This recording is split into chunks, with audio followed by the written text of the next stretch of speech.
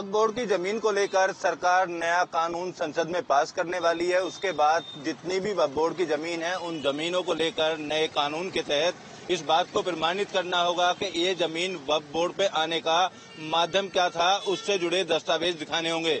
नोएडा के सेक्टर 62 में मैं मौजूद हूँ। सेक्टर 62 एक प्राइम लोकेशन है। ज्यादातर इंस्टीट्यूट और कंपनियां यहाँ पर मौजूद है। यहाँ वक्फ बोर्ड की तकरीबन 100 बीघा जमीन प्राइम लोकेशन पर है। जो मैं तस्वीर आपको दिखा रहा हूँ ये जमीन वक्फ बोर्ड की है और इसकी जो जमीन की अगर बात की जाए तो तकरीबन 100 बीघे के आसपास का ये पूरा रकबा है। प्राइम लोकेशन सेक्टर 62 की NIB चौकी के पास ये जमीन है और इसकी चार तरफ जो है बाउंड्री की हुई है। गेट लगाया हुआ है, गेट पर ताला लगा है, अंदर एक स्ट्रक्चर भी बना है। इसके पीछे आप देखेंगे तमाम जो ऊंची ऊंची इमारतें हैं वो नोएडा प्राधिकरण से अधिग्रहण होने के बाद अलॉटमेंट किया गया और उसके बाद उनको ये जमीन अलॉट की गई। लेकिन ये पूरा जो जमीन का हिस्सा है काफी बड़ा, ये अभी ताला यहाँ पर लटका हुआ है और किसी भी तरीके का यहाँ पर कोई व्यक्ति दिखाई नहीं दे रहा है। हालांकि अंदर की तरफ एक JCB लगाकर साफ सफाई जरूर की जा रही है। और इसी तरीके से अगर नोएडा की बात की जाए तो दनकौर इलाके में 300 बीघे के आसपास जमीन होने की जानकारी मिली है।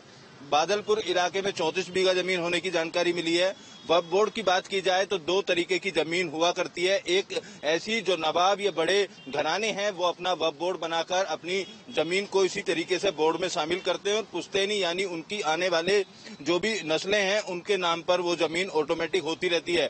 दूसरे तरीके की अगर बात की जाए तो धार्मिक स्थलों के लिए जिन जमीनों का प्रयोग किया जाता है उसमें कब्रिस्तान, मस्जिद, मदरसा या पब्लिक से जुड़े जो भी इंटरेस्ट के काम हो उसके लिए जो वक्फ बोर्ड है वो अलग होता है। फिलहाल अब इस विधेयक आने के बाद ऐसे लोगों की नींद जरूर उड़ी हुई है जिन्होंने बड़े पैमाने पर जमीनों को अपने कब्जे में किया हुआ और पुश्तैनी तौर पर उन जमीनों का प्रयोग किया जा रहा है। जर्नलिस्ट के साथ